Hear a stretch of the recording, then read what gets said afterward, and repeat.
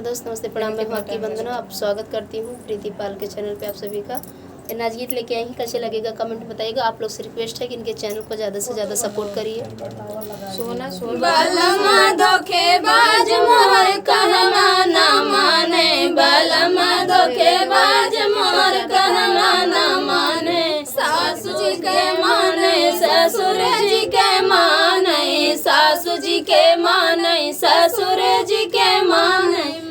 मैं बीए पास मोर कहना ना माने, मैं बीए पास मोर कहना ना माने। बलमा धोखेबाज मोर कहवा ना माने, बलमा धोखेबाज मोर कहवा ना माने। जेठ जी के माने, जेठान जी के माने, जेठ जी के माने, जेठान जी के माने। मैं हो गई बर्बाद मोर कहवा ना माने, मैं हो गई बर्बाद मोर कहवा ना माने। बलमा धोखेबाज मोर कहवा ना माने, बलमा धोखेबाज मोर कहवा ना माने।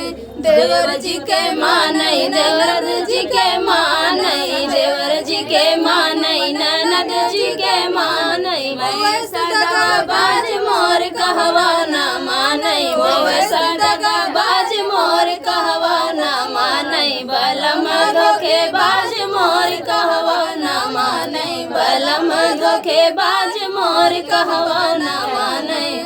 तो इनका गीत आप लोग को कैसा लगा कमेंट में बताइएगा। प्लीज़ इनके चैनल को ज़्यादा से ज़्यादा सपोर्ट करिएगा फ्रेंड।